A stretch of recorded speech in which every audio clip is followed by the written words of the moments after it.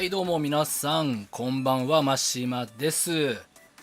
いやー、オープニングのね新しい絵が間に合わなかったですちょっとね3体描いてる時間がなかったです。どうも皆さんこんばんはっす。今回ですね、ちょっと今回というか今週結構忙しくて、昨日ちょっとね用事があって1日潰れてしまったので、本業のね絵の描く時間もあってですね、漫画か漫画を描く時間もあって、いつものねイラストちょっと描く時間なかったっす。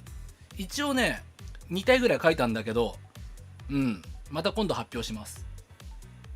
でねの始まる前にね、やたらゼレフとメイビス描いてくれって連投してる人いたんでね申し訳ないけど非表示にさせてもらったよ。でも書いといた。はい、ゼレフとメイビス書いておきました。連投しないでねまあ多分海外の人なので通じてないと思いますけども、はい、一応書いておきましたので連投やめてくださいね。チャット欄は楽しくみんなでねやりましょう。はい、そしてね、皆さん実はメパチと口パクするようになりましたどうでもいいんですけどね、ちょっとしょうもない改造をしました。気づいてました？実はメパチ口パクしてます。ちゃんと僕が喋ると口が開くようになってはいる。僕が喋るとっていうか音が出るとですね。多分何でもあれで口開くんじゃない？パンって叩いた音とかでもやっぱ開きますねまあしょうがない、そんな感じなんですけども。はい、じゃあね、今日もね落書きやっていきましょう。落書きやろう。落書きやるぞ。はい、新しいキャンバスを開いてなんか書いていこう。いつもねなんかコメント見てこんな感じっつって言ってね書いてるんですけど、まあそれでもいいんだけど、今回まず最初は自分の好きなように書こうかな。適当になんか適当に書こうかな。はい、この間ねツイッターのスペースやってたらね、なんかグリフガチ勢って人がいてですね、グリフのガチ勢って何よって思うんだけどグリフってこいつね、グリフのガチ勢って何よって。いやなんかすげえグリフ好きな人がいてありがたいね。珍しいしありがたい。グリフって覚えてる人いんのかね。こんなキャラです。はい、グリフガチ勢の方見てるかなはい、じゃあ続きは何書こうかな。何書こう。とりあえずねちょっと皆さんのコメントも後で拾いますけど、まずはちょっと適当に書かせてください。何書こうかな。人間書こう。ちゃんと人間書こう。人間誰書こうかな。ここじゃまだ分からんね。誰書こう。別にこっから誰にでもなるんだけどさこっから誰にでもできるんだけど誰書こうかな。なんかロメオ書いてくれっていうコメントめっちゃあるんでロメオ書こう。ロメオって覚えてる？ロメオってね、フェアリーテイルに出てきたガキンチョなんですけど、ガキンチョですもうちょっとなんか活躍の予定ねあったんだけどな、成長したあたりではあんまり成長したのにね活躍の場がなかったね。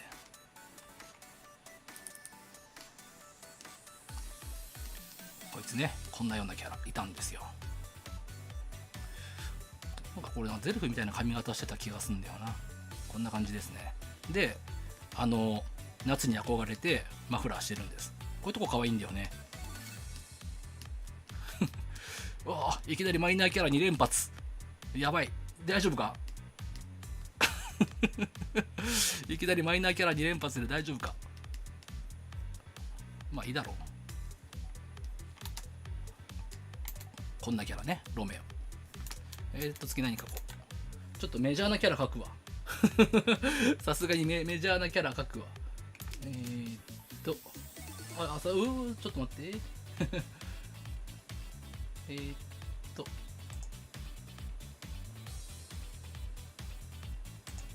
はいはい、スパチャありがとうございます。はい、ありがとうございます。そうだ、スパチャで思い出した。ちょっとね、スパチャもらった人にお礼をちゃんとしようと思って、そうだ、用意したの忘れてた。ごめんね、ちょっと待ってて。ちょいちょいお待ちを。どこ行ったかな。これだ。これ、作ったんですよ。スペシャルサンクスということでね、作ったんですけども、ちょっとあれです。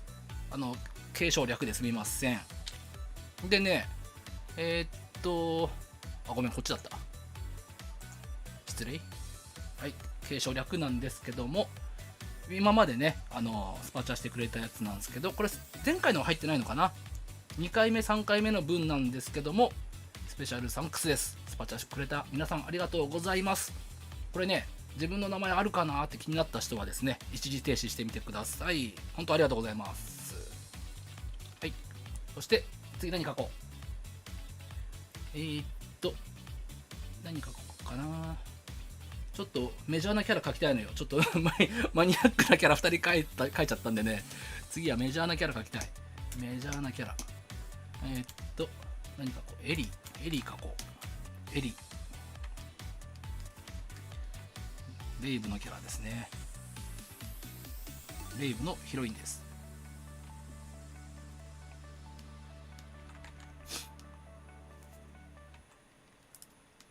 もうね、完結した作品ではあるんですけど、皆さんコメント欄とかでネタバレは控えてくださいね。まだ読んでない人もいるかもしれないので、一応ね、記憶喪失っていうね、超便利設定を持つ女の子で、うん、創作物における超便利設定、記憶喪失持ってる子で、まあそのね、記憶が物語の鍵になっていくっていう話なんですけど、ちょっと目の位置がおかしいので直します。はい。あとね、ちょっと画面回転させちゃったら申し訳ない。やっちゃうな。やっちゃうな。なんか癖で画面回転させちゃうんだよな。特にこっち向きの角度の顔描くときはね、ちょっと回転させちゃう癖があるな。こいつね、髪の毛の分け目が定まってないんですよね。うん、いつもなんか描くときによってなんか髪の毛の分け目違う気がする。まあいっか、もうな、古い作品だし。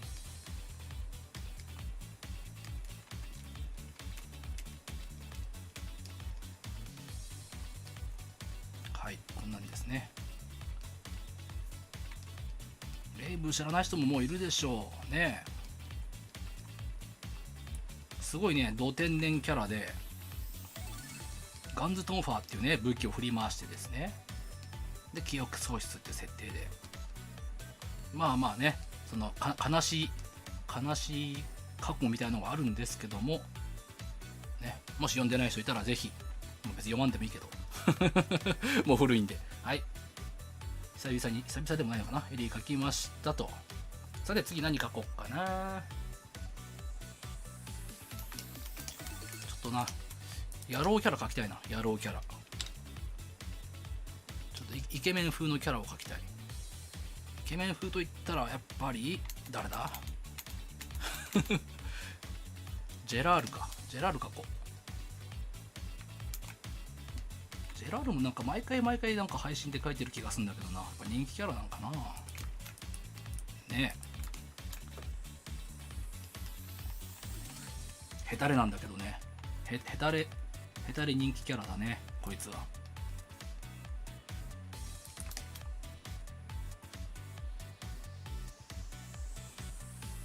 ジェラールか。実はね、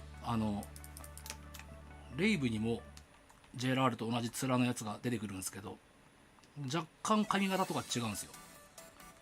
面は一応同じって設定なんだけど、これなんで同じ設定か知ってます？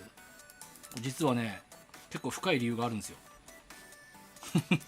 いや、大して深くないけど。レイブの時に、このジークハルトってキャラを作ってですね、当時ですよ。当時の僕は、もうこれ以上かっこいいキャラクターデザインできないって思ったんですよ。当時自分の持ってる中の一番かっこいいと思うパーツだけで作ったのがジークハルトってキャラクターだったのね。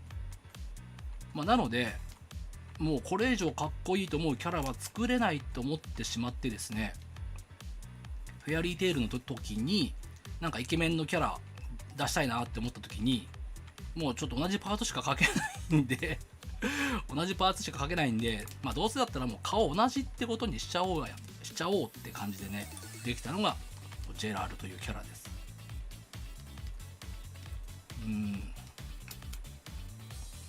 はい、ここの模様な、実はな、まだ覚えてんだわまだ覚えてんです、これ。はい。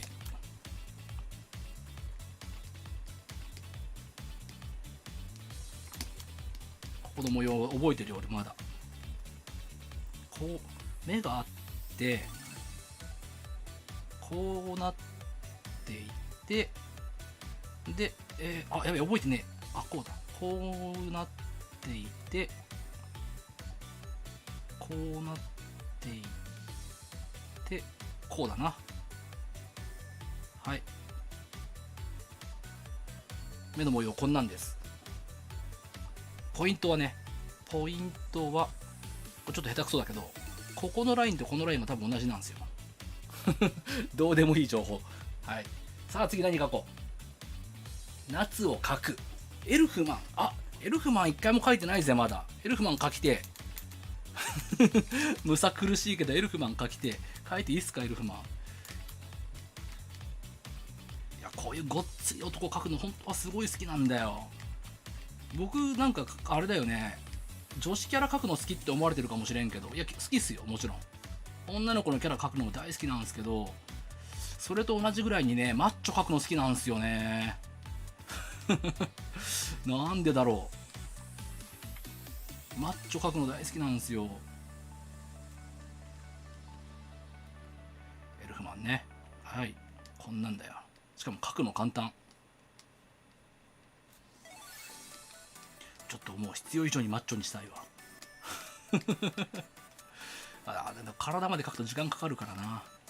ちょっとその辺はちょっと実調しつつも。描きたい。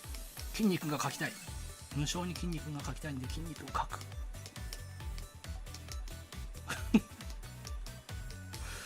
男の裸でバンされないよね。野郎の裸描いてバンされたら超ウケんだけど、可能性ないとも言えねえけどさ、分かんないからね。いいな、やっぱマッチョはいいぞ。マッチョはいい。ちょっと顔でかいな。バランスが良くないぞ。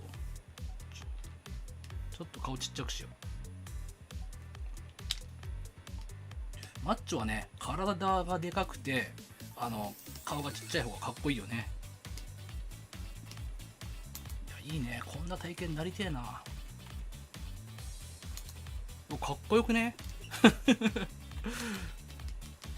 かっこよくねえっすか、エルフマン。なんで裸にしたのかわからんけど、いや女子を裸にできないからっすよ。そういうことはしちゃいかんからですよね。エルフマンといえばあれ書こう。あれ、名前出てこねえ。名前が出てこねえ。もう年だな。名前が出てこねえ。誰か頼む。誰か頼む。誰か頼むぜ。神楽じゃないよ。まあこれじゃまだ分からんよな。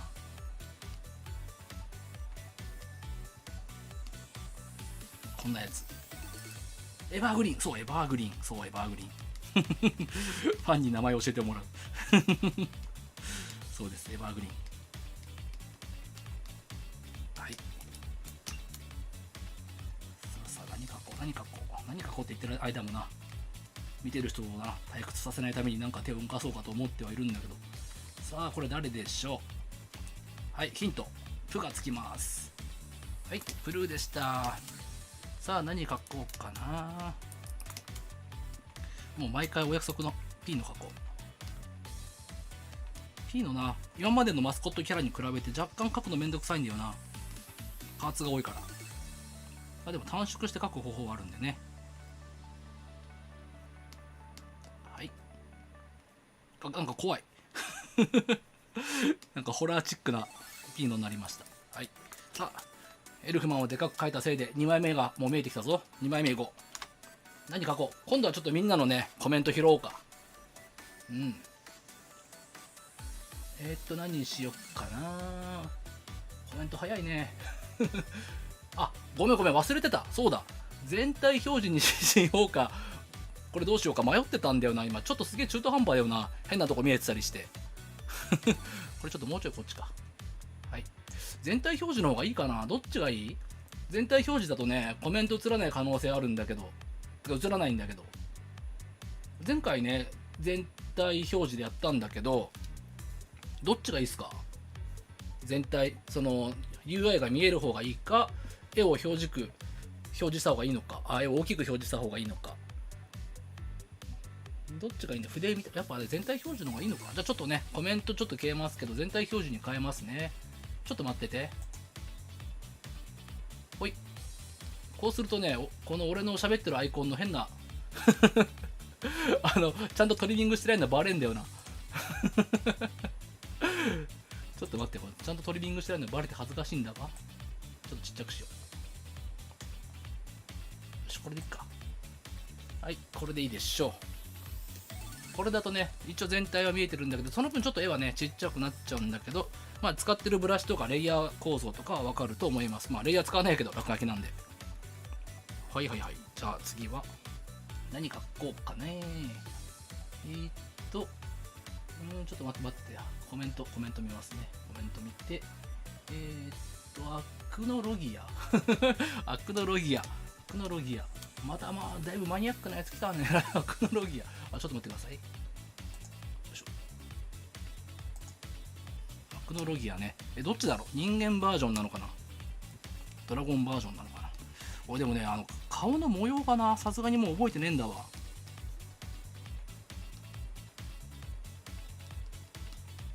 顔の構造とかは覚えてんだけど、こいつ顔に模様入ってんですよ。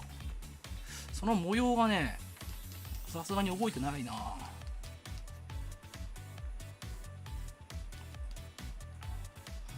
眉毛も怪しいぞ。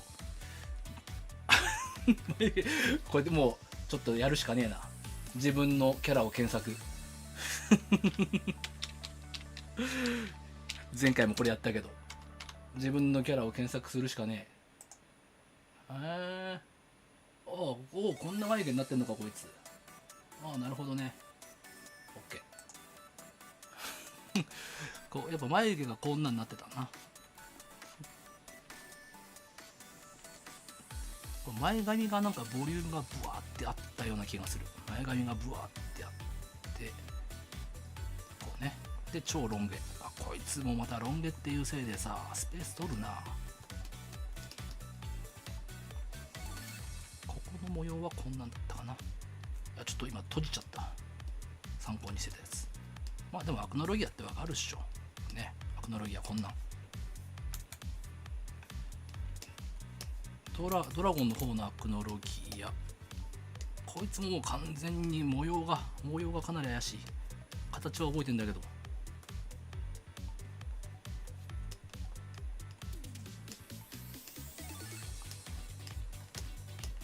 こいつもなんかフォルムはかっこいい気がするんだよね。なんかこんなんだったな。はい。アクノロギアです。さて続いて何書こう。ウェンディとシェリア書いてほしい。OK。ウェンディとシェリア書こう。ウェンディとシェリア。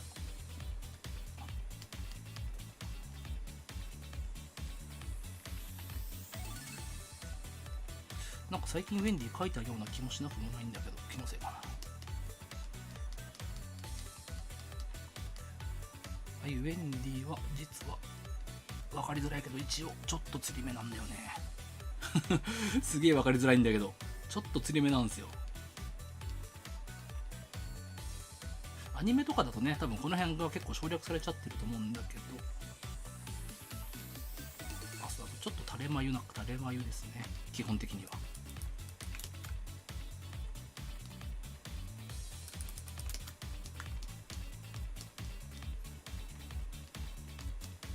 もうちょっと丁寧に書いた方がいいかな。雑すぎる。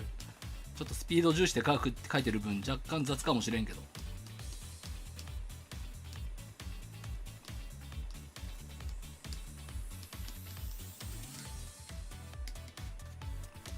はい、ウェンディです。はい、次シェリアね。シェリアちょっと怪しいぞ。シェリア怪しいぞ。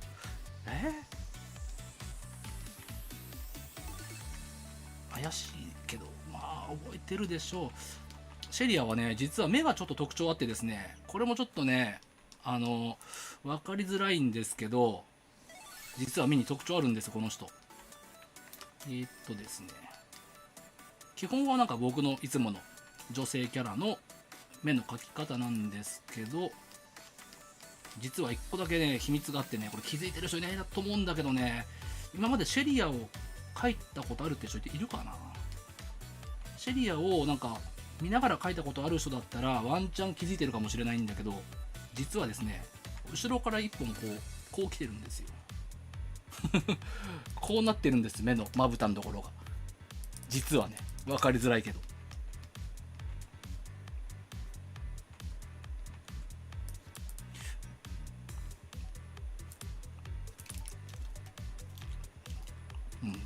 実はこんなになってるんです。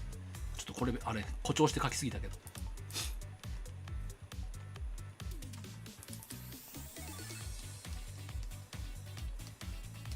前髪でこの辺隠れちゃってるもんな、漫画の時とかは。分かりづらいよな。でここは確かリボン、あれリボンだったっけ。これは覚えてないな、さすがに。なんかリボンだった気がするんだけど、なんか横にバッサーってなってたと思うんだよな。やべ、わからねえかも。これ色塗らないと誰かわかんねえかも。でもまあシェリアと言い張る。あ、そうだ、特徴的な部分がもう一個あった。これな。ちょっと待って、ちょっと投影にして書くか。このボディラインですね。ボディラインが実はちょっとだけ特徴があって、フェンディがこんな感じだとしたら、シェリアはこんな感じなんですよね。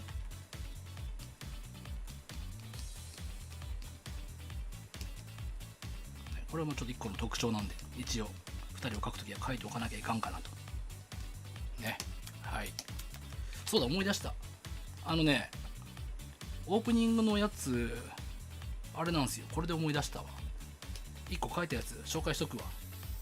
これ書いたんですよ、シャルル人間バージョンね。ちょっとこの2人書いたんでいいきっかけかなと思ってね、オープニングで使おうと思って書いたんだけど、ちょっと編集する時間なかった。はい、あと3体書くのもちょっとね時間なかったわ。ちょっとでかく書きすぎだなこいつら。よし、次何書こうかな。スパチャありがとうございます。はいはい、バルゴ書こう。バルゴ、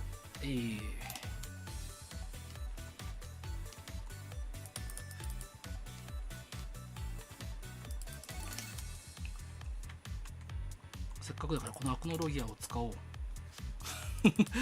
アクノロギアを使いたくなってしまった。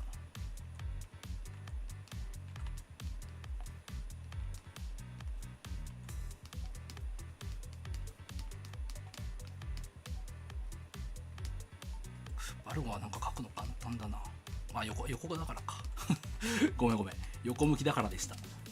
横向き書くの簡単だよね。目片方だけ書けばいいだけだもんね。はい、これね、バルゴがアクノロギアにお願いします、お仕置きしてくださいって言ってるところ。どういう状況やん。お願いします、お願いしますってじゃないか、お仕置きお願いしますって言って懇願しているところです。はい、さあ何書こうかな。ギルダーツお願いします。ギルダーツ、またなんかマイナーキャラばっかりになってきたな。ギルダーツ、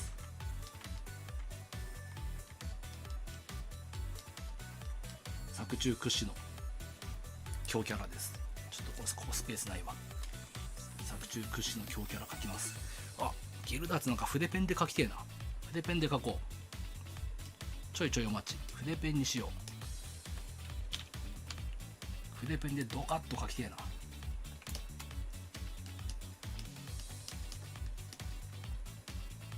っと大きめにね。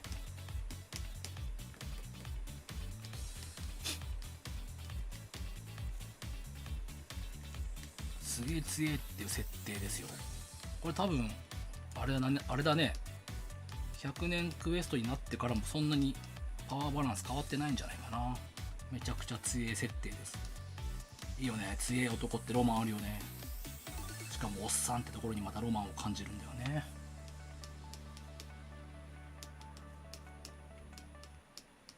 でしかも娘が大好きっていう、ね、設定もねなんかいいかなって思ってんだけど、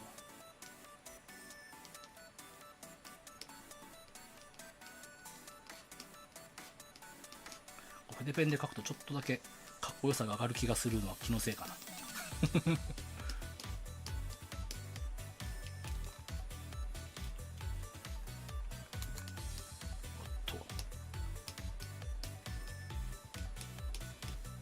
どうかな、渋いめっちゃいいですいいよね。筆ペンで書くとなんかかっこよくなった感じちょっとしないまあでかいってのもあるんだけどさ、ちょっといつもより気合い入れて書いてる感もあるんだけどさ、いつもの落書きに比べたらちょっとこれ気合い入れすぎだろって感じかもしれんけど、これかっこよくないですか池おじやって、そうなんです、池おじなんです。これ僕フェアリーテール連載した頃ってまだ20代だったんですよ、始めた時って。でまあ連載中に30になってギルダーツっていうキャラ出した時ね、このギルダーツってまあ自分より年上のキャラだったんですけど、こんな親父になりてえなって思いながら書いたんだけど、気づいたらですね、ギルダーツの年齢を超えて、もう超えてるのかな、それぐらいになってああ儚い夢だったわってなりました。おお、いいんじゃない、ギルダーツ渋い感じで。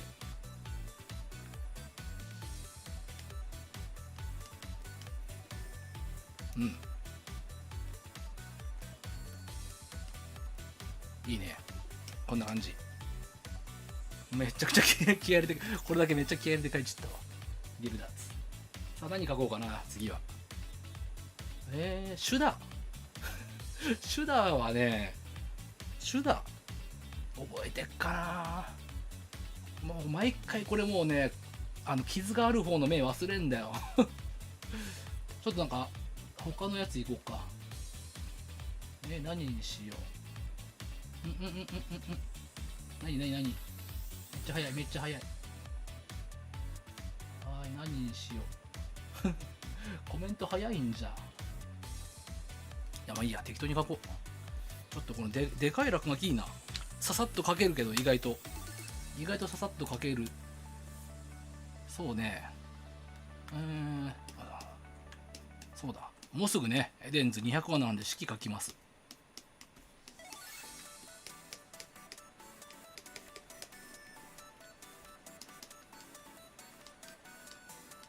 これすげえ、なんかめっちゃサクサク書けるなこれ、筆ペン実はちょっと意外な発見だわ。結構なんか落書き配信向けかもしれない。めっちゃなんかサクサク書けるし、なんか雰囲気もいいよね。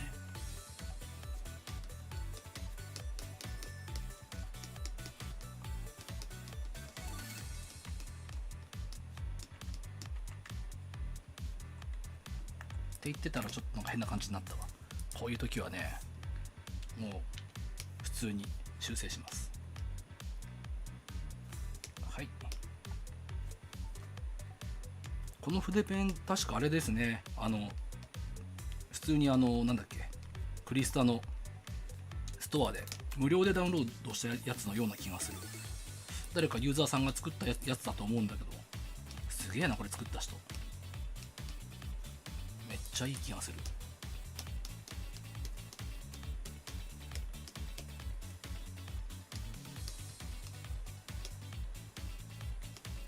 うん。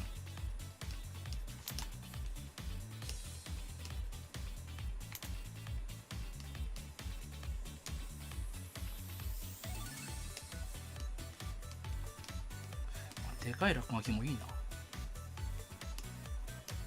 なんかさ、夏にさ、もう夏なんだけどさ、夏にさ、本当はなんか水着キャラ描くとかやりたいんだけどさ、個人的には。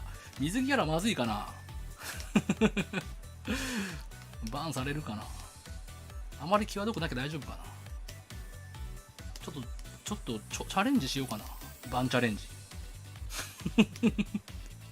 水着キャラ描いて、バンされるかどうかのチキンレース。チキンレースしようかな、今度夏場。暑い日に。ね、暑い日になんか水着キャラ見たいじゃん。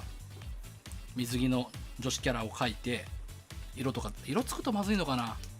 なんか肌色が多いとやばいって話聞いたんだよね。まあ色じゃあつけなくてもいいんで。ね、そういうのもありかなと。水着チャレンジ。水着見たい？見たい？水着見たい。誰にしようか。チャレンジする？今。あんまり際どくないやつで。チャレンジする？水着キャラ。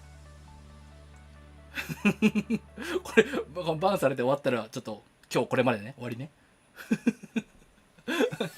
ルーシー。やっぱルーシーだよな。水着と言ったらルーシーかレベッカかって感じだよな。じゃあルーシー書こうか。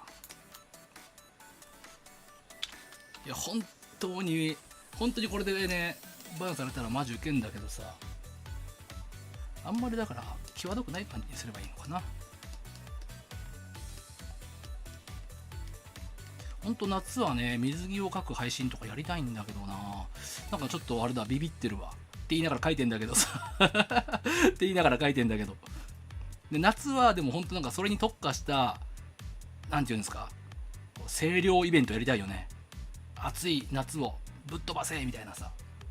なんかちょっとキモいかもしれんけど。水着キャラで涼しくなろうぜみたいなイベントやりたいなと思ってんだけど、まあ女性キャラに限らず、まあ、男性キャラとかもね、全然ありだと思うし。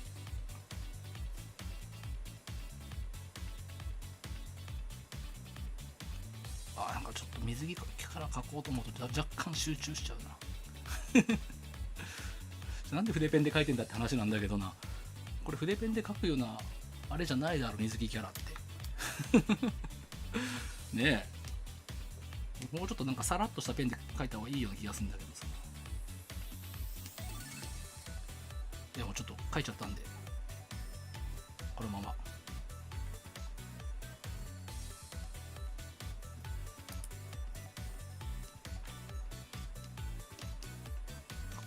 こんなでかく書く必要なかったか。それがミスか。こんなにでかく書く必要なかったかな。なんか顔がおかしい。ちょっと顔おかしいな。ちょいごめん。顔修正する。なんか顔がおかしいわ。ちょいお待ちを修正するんで。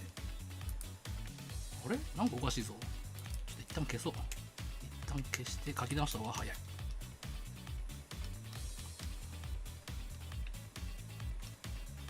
筆ペンで書いてるのが一番良くない気がする。なんかあんまりなんか女性キャラを描くようなペンではないね。しかもなんかちょっと綺麗めな絵を描こうとするときに使うブラシではない気がする。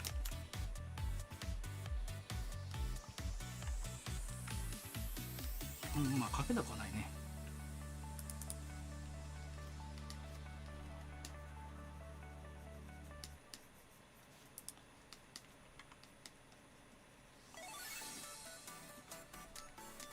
ルーシーね。ちょっといつもの感じの水着だとちょっと露出多いんで、ちょっと露出控えます。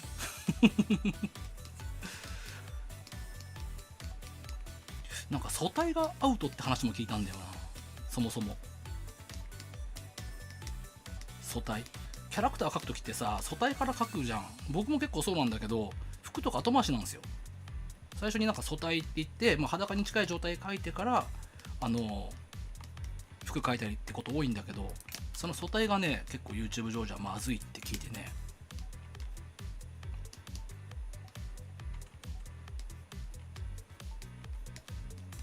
まあちょっと控えめだけど一応水着っぽくはなったかな。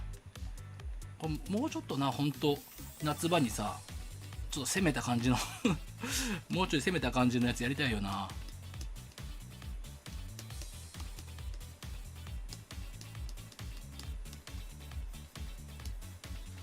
これぐらいなら大丈夫だろうね。これぐらいなら大丈夫っしょ。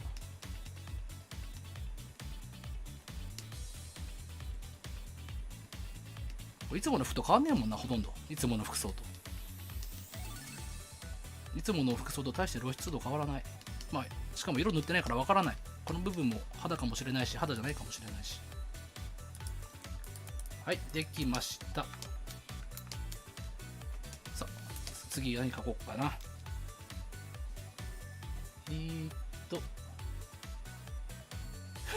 つくみずのエルザお願いします。マニアックなやつ来たね。つくみずのエルザ。つくみずのエルザ。なんか、なかったっけ？なんかだって、アニオリであったような気がするな。ねえ、アニメオリジナルでなんかそんなんあったよね。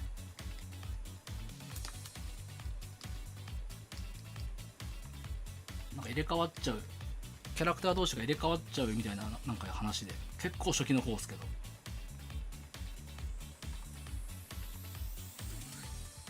ハッピーと入れ替わってたのかな確か。うん。どういういきさつでなんかすく水着てたのか覚えてないんだけど、なんかすく水着てたのは覚えてる。しかもなんかツインってなったような気がするんだよな。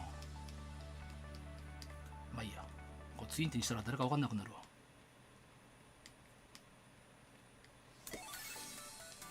すく水をな、もう素体じゃない感じに描くのは超難しい気がする。こんなんかこんなんどうせこうやって書いてあるだろう。定番だろこういうので。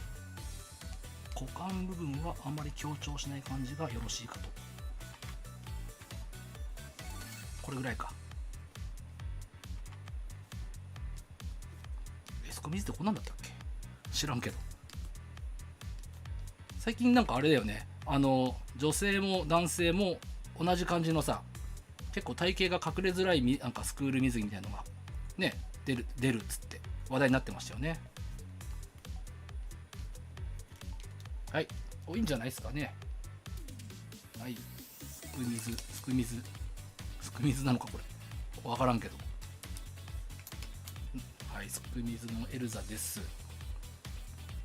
さて何描こう。続いてなんか今日は1枚ちゃんと絵描こうかなと思ったんだけど、これに色つけようかな。またちょっとね後で落書きもするんで、今日はこれにしよう。これに色つけます。もうこんなん一瞬で終わると思うけど、一瞬はちょっと言い過ぎ、すぐ終わると思うんで、これにちょっと色つけながらまた後でね落書きもしていきます。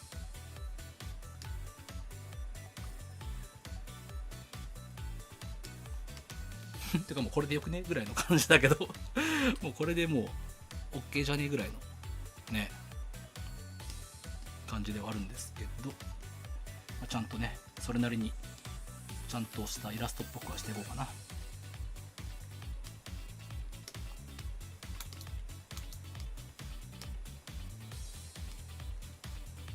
このキャラ自体がちょっと描くの久しぶりなんでね、ちょっと久々に描いたらすごい楽しかった。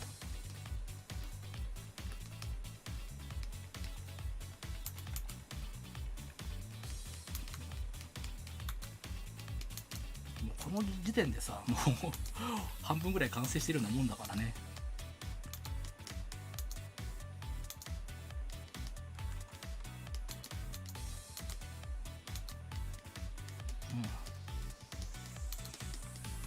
サクサクいってる。でかいな。ちょっとでけえな。これがちょっと失敗だな。これちょっと時間かかるか。いやかけないぞ。時間はかけない。ちょっと時間はかけない。時間はかけません。ほいほい。そんなにね丁寧には塗らないんで、落書きなんでね、あくまで落書き配信ということで、落書き程度の塗り方でちょっと勘弁してください。あんまり丁寧に塗るとね、多分それだけでめちゃくちゃ時間かかるんでね。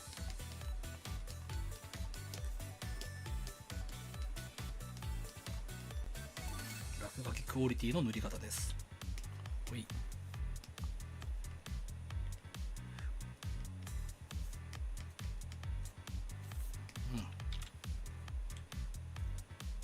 こいつ髪の毛の色どんなんだったっけな。俺オレンジっぽい感じだったような、こんな感じだったかな。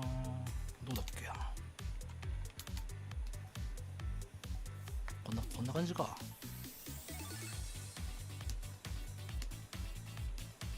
ちょっとこの髪の毛の生えねギリギリすぎたな。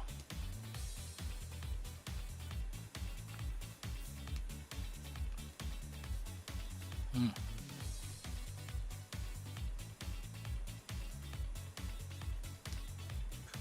こんな感じでしょう。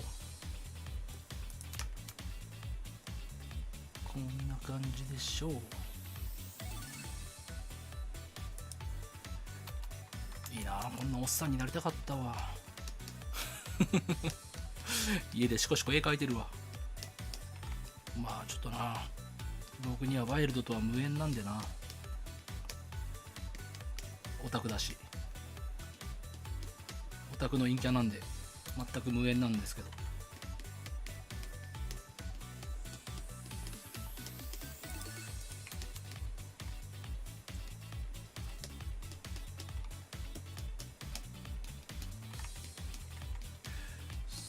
し、もうちょい濃いとこ作ろう。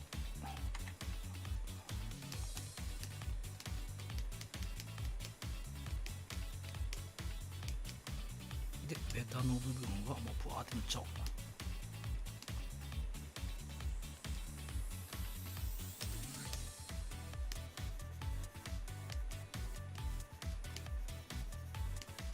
すげえ雑だけど、まあ落書きなんで許してください。これもはい、もうこれでいっかな。完成しました。いや、早かった。多分相当早かったと思う。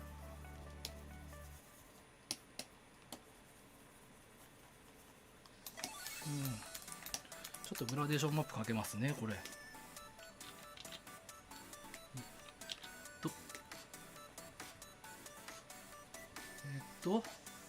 色調補正、この色でちょっと薄くして、どうよ。失敗した。ちょっと白い部分忘れてた。目の中ね、白。はい、これで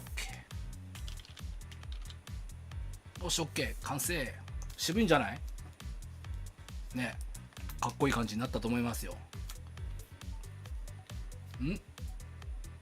何スザクを書いてください。スザクってあれだろ、100年クエストの出たな。100年クエストネタ。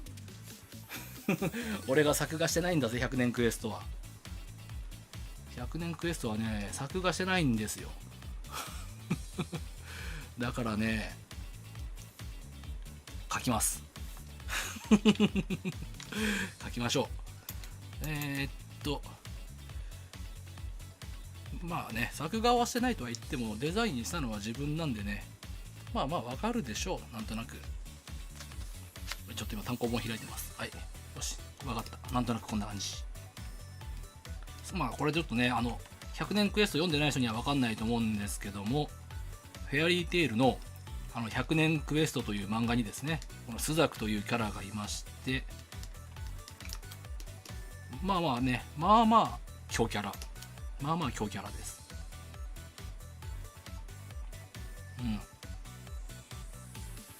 まつげがなんかブワーンってなってるよね。まつげがブワーンってなってんだよ。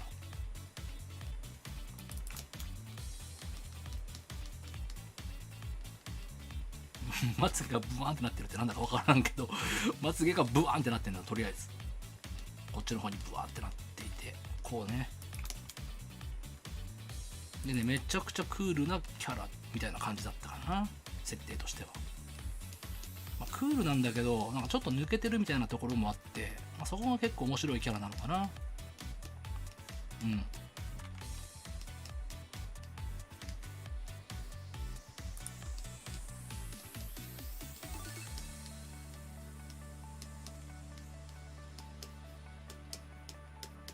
こんなんだね。こんな感じのキャラ。なんかあれ、こんな感じのキャラですね。はい。さあ何しよっかな次は。ちょっと待って。グレイイン読めなかった。すげえ早い。早い。英語のやつ読もうと思ったら、ちょっと調子こいて読もうと思ったら読めなかったよ。なんでもグレイって言ってたな。グレイにしよ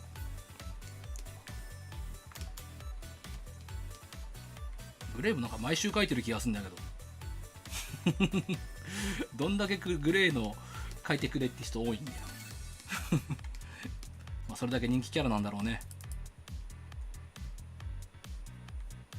そうだ、先週ね、ツイッターのスペースというやつでですね、突待ち配信をしたんですけども、その中になんかすげえグレイが好きって人一人いらっしゃいましたね。あとそうだ、スティングガチ勢ってのもいたな。ちょっとね、体調が悪い中スペースに参加してくれてね、ありがたかったんですけど、良くなってるといいな。あ、違う、すいません、間違えました。グレイの髪の毛はこっち分けです。この辺よく間違えるな。なぜこっち分けかというと、ここの傷を見せるためですね。はい。でグレイを描いたらさ、ジュビア描けよって流れになるんでしょこれ。ねえ、いいですとも。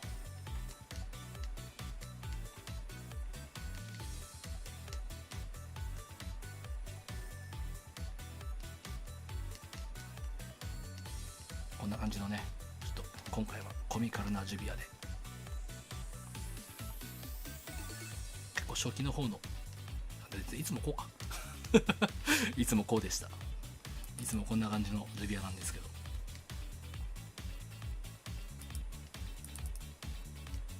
こうグレイ様って言ってるとこね。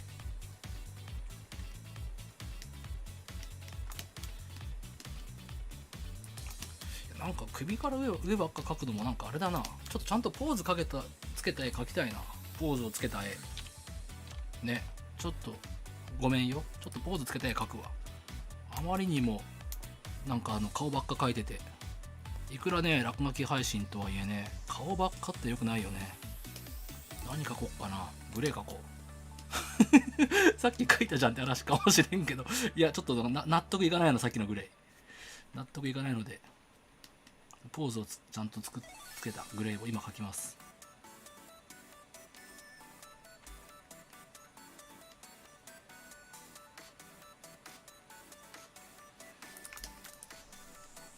なんかあれかな、魔法を使おうとしてるところにしよう。なんかグレーの結構定番ポーズ。アイスメイクしてるポーズ描きたい。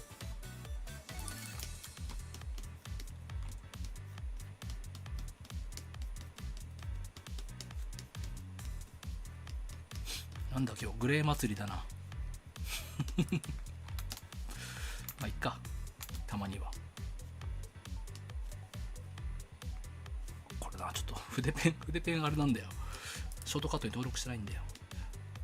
いやこんなにちょっと使えると思ってなかったんで、今度ちょっとショートカット登録しとくわ。切り替えがちょっとね、筆ペンの時だけ切り替えが遅くなっちゃうんですけど。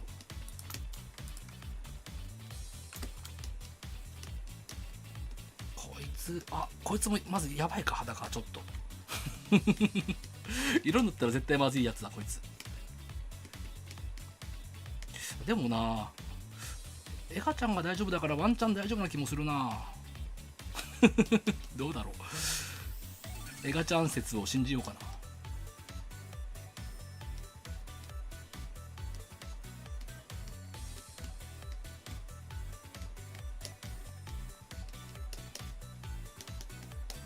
よくよく考えたらさ、グレーのファッションも実はエガちゃんなんだよね。実はで下ベタで上半身裸って、実はエガちゃんスタイルなんすよね、グレイ様って。気づいてました皆さん？実はエガちゃんって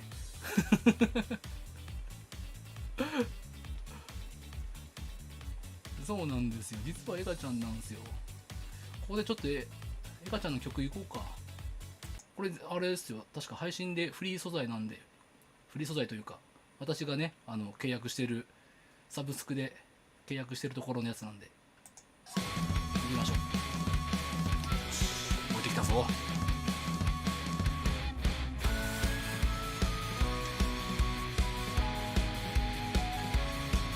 エガちゃんぐらいですよ。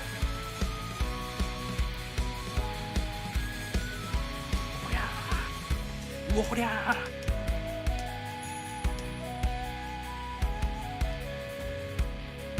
ー、うおガッペかっこいい。いい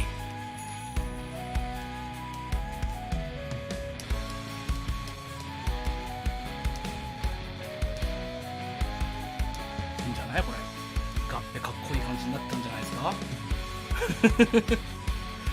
はい、グレちゃんです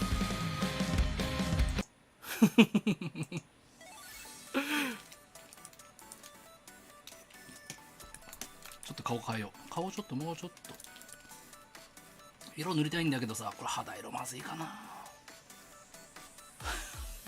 肌色まずいかな。いけるかな。肌色から先に塗らなきゃいいのかな。氷から塗ったら怒られないかな。なんでそんなの気にしてんだって話だけどな。いや気にするよそりゃなんかバンになったら嫌じゃん。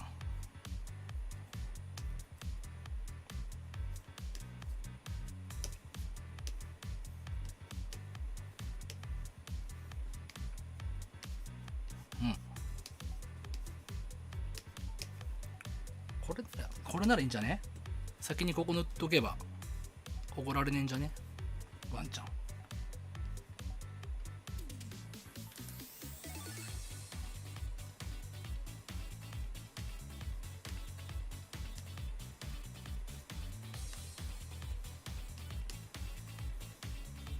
早いでしょね、サクサクっと。バンになってないよなまだまあほんとバンになったらなったで、まあそのネタになっていいんだけどさ、おもれっちゃおもれんだけど、なんかでもどうせだったらね、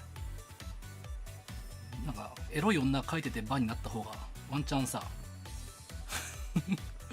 話題になるかなって気がするんだけど、野郎の裸描いてバンになってたらちょっと恥ずかしいわな。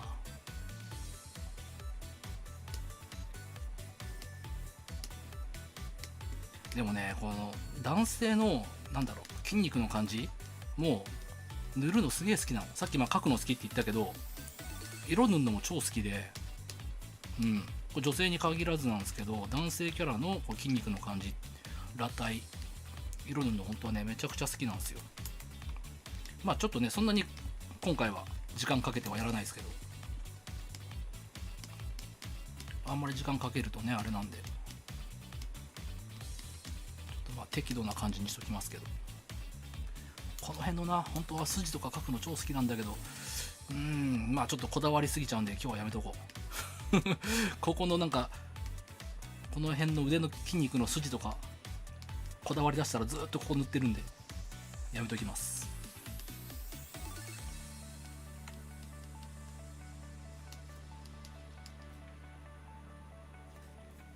はい、どうですかね。グレイです。グレイ騒いでた方どうでしょう落書きレベルだねマジでマジで落書きレベルなんだけどさ、いやスティングお願いします。スティング書いたんよ今週今週スティング書いたんよ。落書きツイッター見て、僕のツイッター見てください。何にしようかな。グリフォンさっき書いたでしょ。グリフォンさっき書いたよ。あれどこ行ったグリフォンどこ行った。いたね。グリフォン書きました。ここにちょっとじゃあ次のやつ決まるまでアップにしときますんで、何にしよっかな。ミネルヴァ、おいいね、ミネルヴァ書こミネルヴァ書きます。どこに書こう。ミネルヴァ。エルザの横に書こう。肌色だった。ミネルヴァ。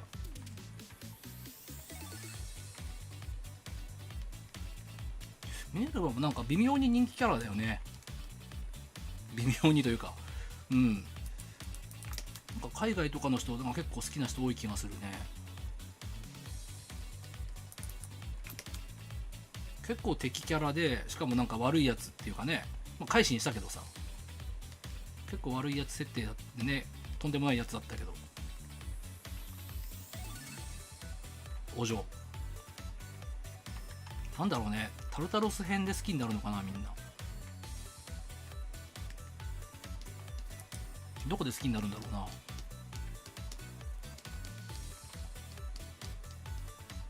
僕の中ではね、お嬢のね、会心のエピソードはね、あれ、なんだっけ、名前出てこねえや。なんか巨人が凍ってる村でね、エルザと戦うシーン。もうちょっとすげえセクシーなんですけど、めちゃくちゃ気に入ってますね、そこのバトルというか、ちっちゃくなっちゃうやつ。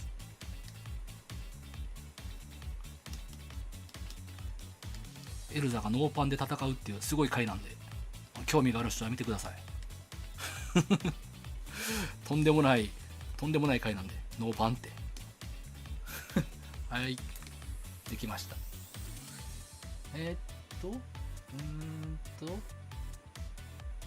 誰にしよう。好きって言われた。誰に対してやろうな。ミネルヴァかな。シルバーも先週書いたでしょ。てかまあそんなこと言ったらまあ全部もう書いてんだけどさ、いろいろとね、いろいろと書いてはいるんだけど、まだもうちょっと書きたいな。あ、そう忘れてた。ごめん、言い忘れてた。そう、アイコン企画ちょっと今週ないんですよ。ごめんなさい。今週ないです。すいません。アイコン企画楽しみにしてた人、すいません。あれですよ。これで終わりじゃないですよ。またやりますけど、ちょっとね、アイコンたくさん、ものすごいたくさん来てて、で、ちょっと応募方法を変えようかなと思っていて、っていうのもね、ツイッターの DM で応募してくれた人の結構古いやつとかさ、もう結構埋もれちゃってるんですよ。まあ、新しくね DM してくれない限り上の方に登ってこないんで、ちょっと埋もれちゃっていて、僕もね探すの大変なので、ちょっと新しい募集フォーラムみたいの作ろうかなと思って、ちゃんと僕自身ちゃんと管理できるようなやつにしてきちんとやりたいなと思いまして、なのでちょっと今週はねそういう意味でも一旦アイコン企画はちょっとお休みということで、すいません、楽しみにしてた方。なので今日ひたすら落書きします。っていうかもう1時間やってるわ。もう1時間やってたわ。もうこんなんで十分かなって気もするんだけどな。ね、結構書いたね、今日もね。結構書きましたよ。もうちょい書きたい気もあるんだよな。もうちょい書きたい。もうちょっとだけ書きたい。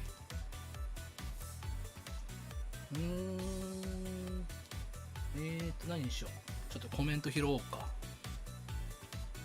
スパチャありがとうございます。はい。スペースでグレイ騒いでたやつです。イケメングレイありがとうございます。またグレージュビちゃんの1枚で見れるの待ってます。はい、また書きますんでね。あ、この方ですか。ありがとうございます。はいはいはい。スパチャありがとうございます。はい。何にしようかな。ミストガンいいよ。ミストガン書くの簡単だからね。はい、ミストガン書くのめっちゃ簡単なんで、ミストガン書こう。覚えてるかどうかが一番大問題だわ。いや、覚えてはいるよ、それは。覚えてはいるんだけど、こいつ書くのすげえ簡単なんですよ。目元しか書かなくていいんだからね。重要な部分は。目元だけ書いておけば。っていうかまあなんならさ、目元すら隠してもいいぐらいのキャラじゃん、こいつって。ねえ。なんか正体不明というか、謎に満ちたキャラみたいなので一応設定なんで、こう目元さえこうやって出しておけば、であとはねこう黒いフードかぶって、なんかここに金具みたいなのついてたんだよな。なぜか覚えてんだよなこいつで。こっちのさマスクがさ迷彩柄だったかな。迷彩柄のマスクなんですよ。あ、全然こいつ覚えてるわ。こいつ簡単やな一瞬で終わってしまった。なんかエルザのすく水を見てるなんか怪しいやつみたいになっちゃったさて続いてはラクサス。はい。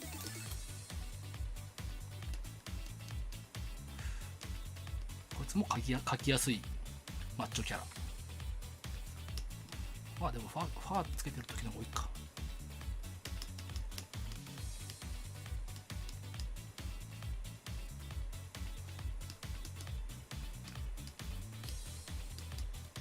なんか最初の配信でもなんかラクサス書いた気がするな。ね。まあね、こいつもめちゃくちゃ人気キャラだよね。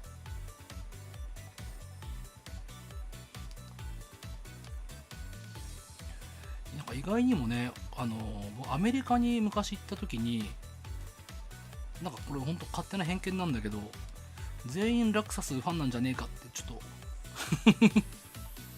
最初思ってたんだけどさ、意外とそうでもなかった。もちろんラクサス好きな人いっぱいいたけどさ。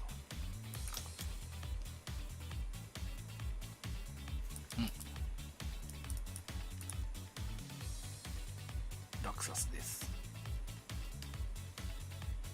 ちょっと髪の毛変だ。すいません。これちょっとあれね、新しい方のラクサスだな。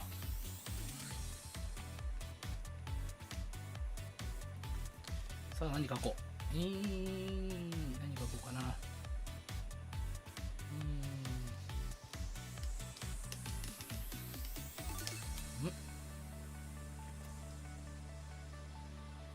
アスパチャありがとうございます。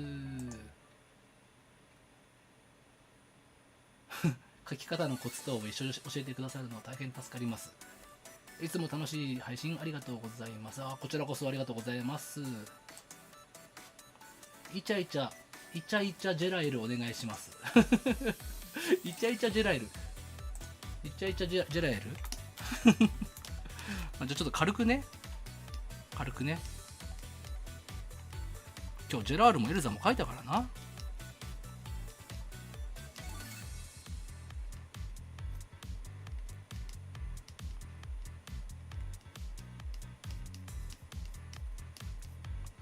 この2人も人気よね、カップリングとしてね。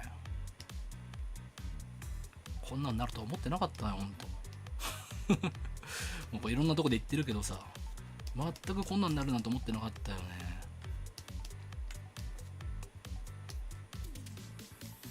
レイブのさ、ジークハルトはもう本当になんか最初から最後まで全部決まってたキャラなんですよ。こういう風になるっていうのは全部決まってたキャラなんですけど、エルザもそうだしジェラールもそうなんだけど、全く決まってなかったんだね、未来のことが。ほんとジェラールに関しては味方になる予定本当になかったし、なんならなんか2人がちょっといい感じになるみたいなような感じも全く考えてなかったね。だからこの2人がなんかこんな風になるのはちょっと不思議な感じなんだけど、100年クエストとかでもそうなんですけど、この2人を書いてるの結構楽しいんですよね。100年クエストまだ読んでない人ね、でもしジェラールとエルザの関係どうなってるのって気になってる人いたらね、ちょっとぜひ読んでみてください。大変なことになってるんでちょっと含ましておくと結構大変なことになってるんで。なんでイチャイチャってどういうことだ。じゃあ肩に手回してる風にしよう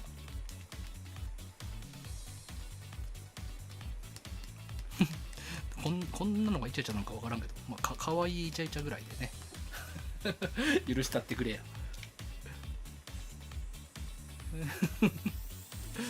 まあまあこんな感じでいいかね。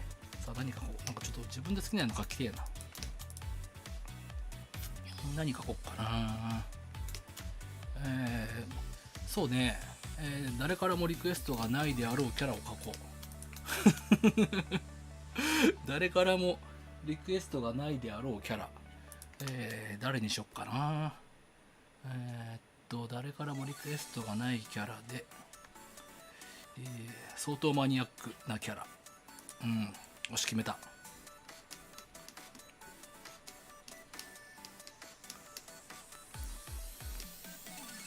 名前出てきたらやばいマジで。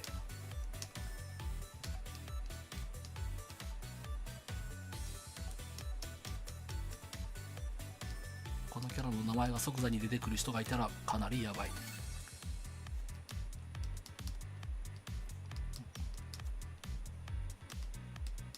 わかるかな。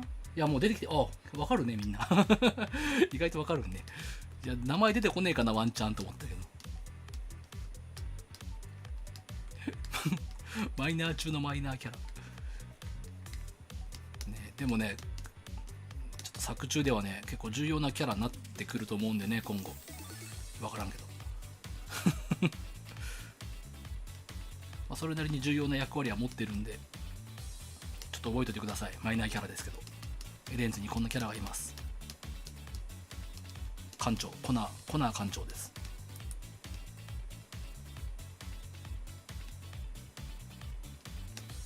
超マイナーキャラ。このガサガサした感じでちょっとシスター描いてみたいな。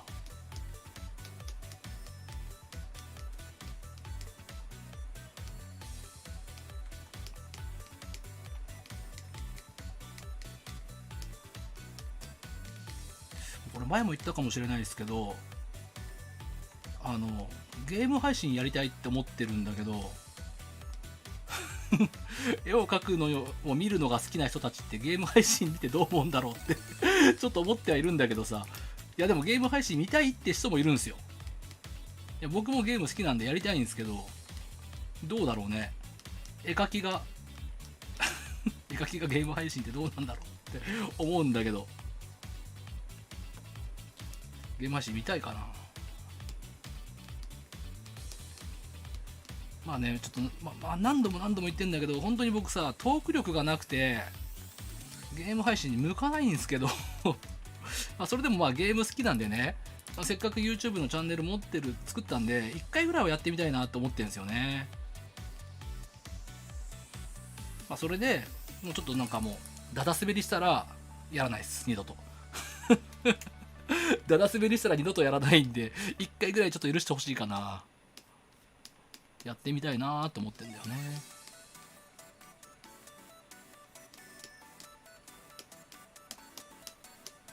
なんで正面にしたんだろう。難しいとこ選んじゃった。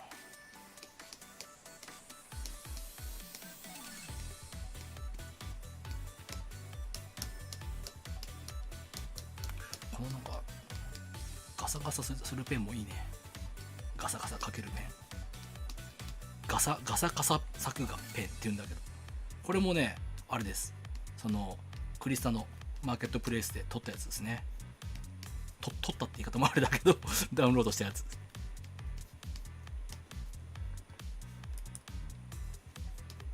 ヘイシスター元気かい。元気だぜ。いいね。なんかガサガサしてるペンやっぱいいな。シスター何でしょう。何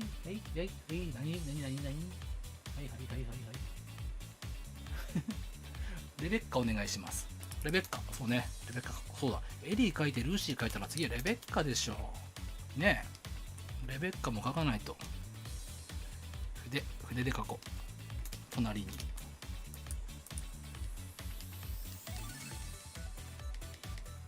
忘れてた。そうだ、ルーシーまつげが長いの忘れてた。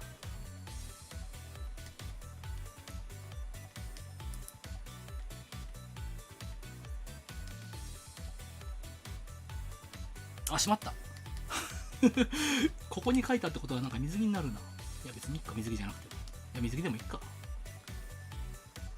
どっちでもいいや。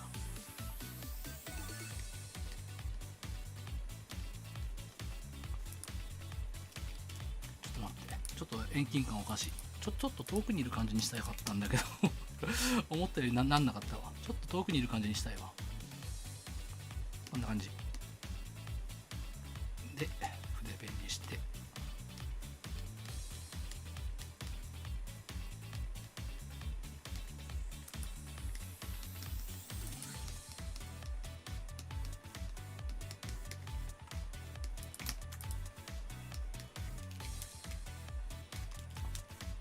背中向いてる感じにしようかな。背中向き。おお、素晴らしい。これなら全然やばい感じにならんじゃん。ケツまで書くとあれだかもしれんけど、ケツ入んないからな。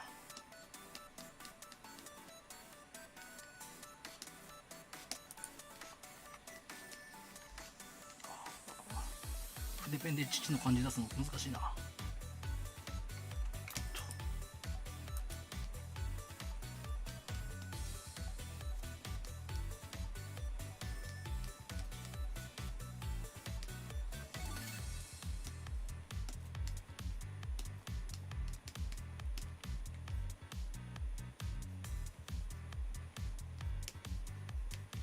お、いいんじゃねえすか。じゃねえすか。でもちょっとね、こう尻の丸みを出さないと、ちょっとこの感じがいい感じにならんな。ちょっと調整します。これはちょっと良くない。これぐらいだな。ちゃんとね、お尻のあたりまで描かないと多分いい感じにならないって、突然ちょっとこだわり始めちゃった。この手の角度が良くない。いやー結局全部消すっていうね。すみません、ちょっとね、ここの角度も良くない。なんでこんな角度描こうと思ったんだ、落書きで。それは手間取るって確かに。ねえ、こんなんちゃんとさ、下書き書いてさ、ちゃんと構図作って書くべき構図やん、こんなん。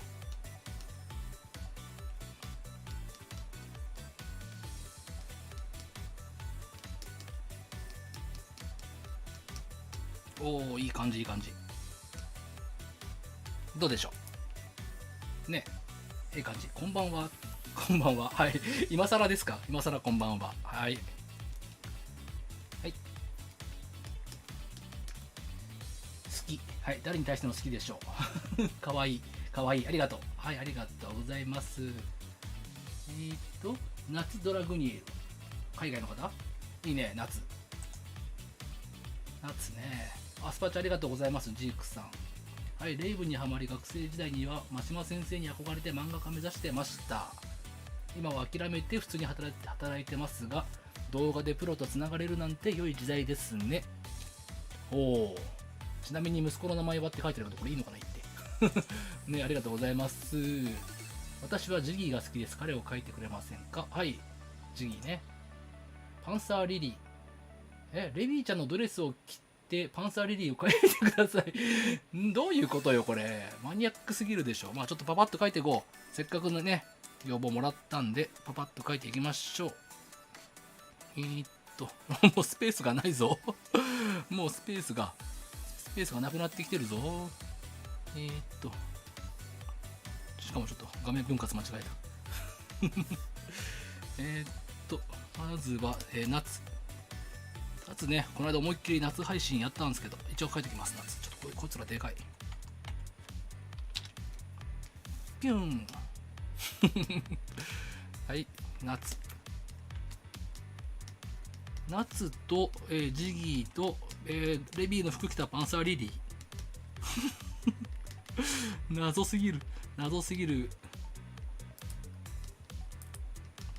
夏はね、もうほんとめちゃくちゃ慣れたもんなんだよな。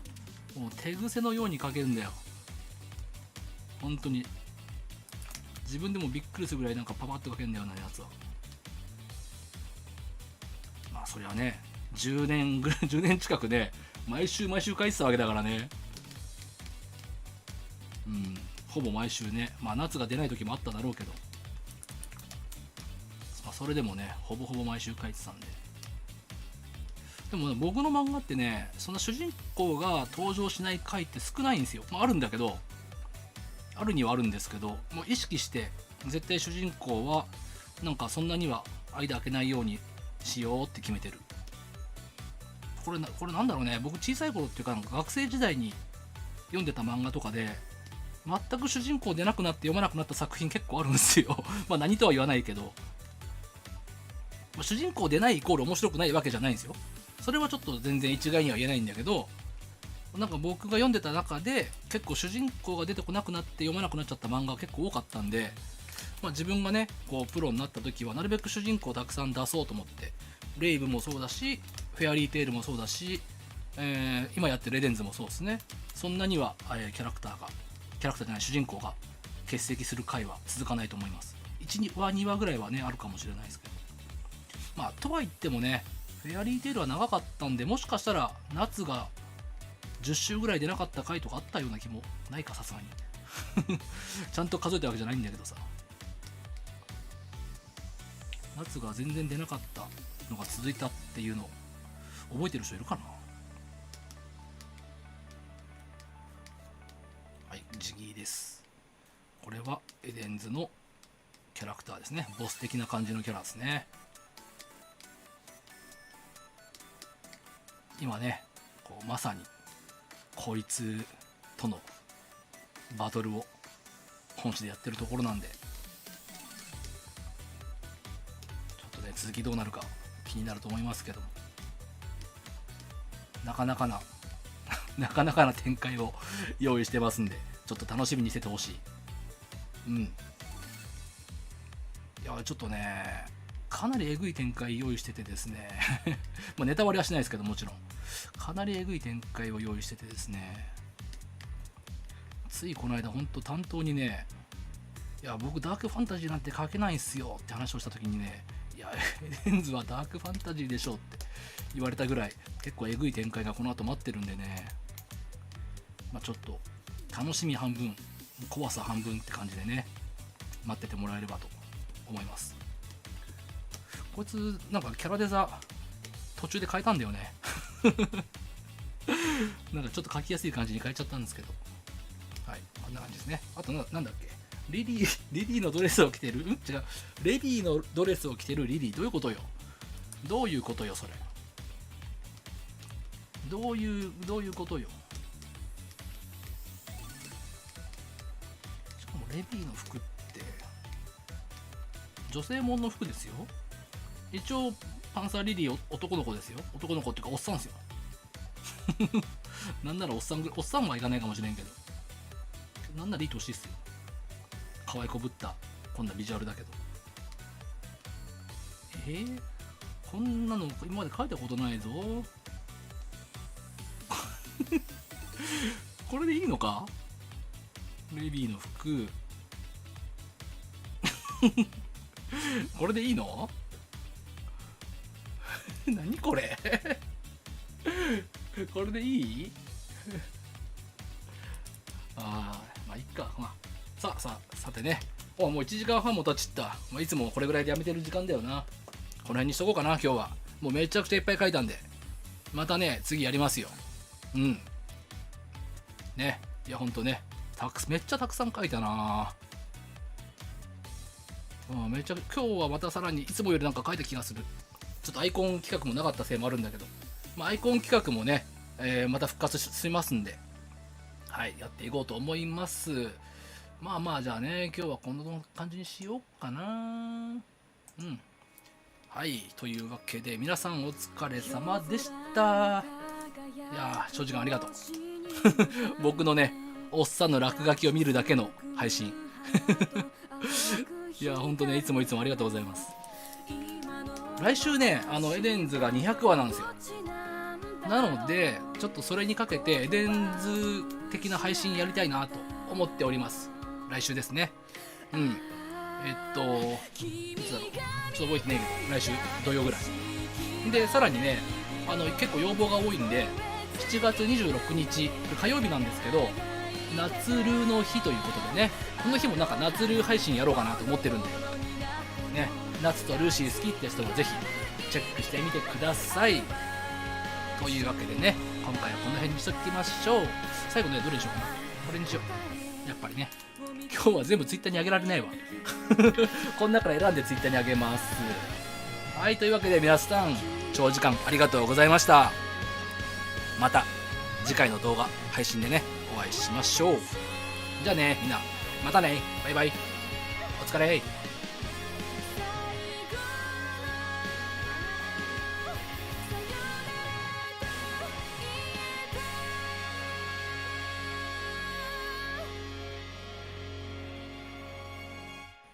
いや、配信のね、最後の曲に合わせるの難しいね時間通りに合わせるの難しいねはい、じゃあね、みんなバイバイ、お疲れ。